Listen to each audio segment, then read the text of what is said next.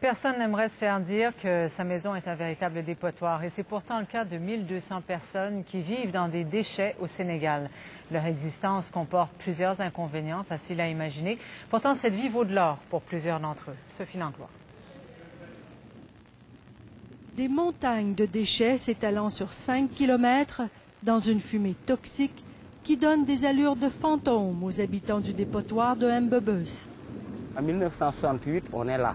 Depuis ce moment-là, je n'ai jamais quitté cette décharge. Tu aimes la vie ici? Ah oui, très bien. Parce que je gagne ma vie honnêtement, sans déranger personne. Papa Diaye est venu ici il y a 40 ans, attiré, comme des milliers d'autres, par le potentiel économique de la nouvelle décharge. Je récupère en général tout ce qui est rentable. Comme? Bouteilles, plastique, fer, l'aluminium, l'étau, même du bois.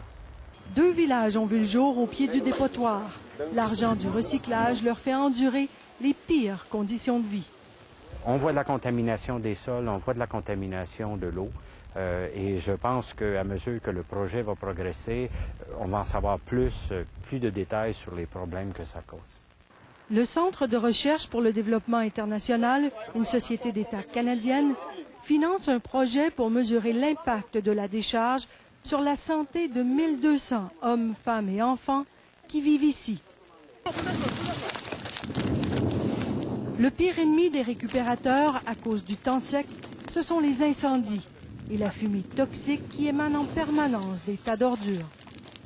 En général, toujours nous les récupérateurs, notre seul problème c'est des déchirures de bouteilles ou de fer. Et il y a certains aussi qui ont la pulmonaire. Les chercheurs ont découvert que le dépotoir a aussi des impacts positifs. Par exemple, les plants cultivés près de la décharge sont comestibles. Le compost produit ici est bon, donc rentable. Les récupérateurs qui travaillent ici font probablement plus d'argent mensuellement que beaucoup de fonctionnaires qui travaillent à Dakar. Papa Diaye fait en moyenne 200 $ par semaine, une petite fortune au Sénégal, où le quart de la population vit avec moins d'1 $ par jour. J'ai travaillé autrefois dans une boîte de nuit en ville, mais ce que je gagne ici actuellement, je ne le gagnais pas autrefois. Sophie Langlois, Radio-Canada, à Mbebeuss, près de Dakar.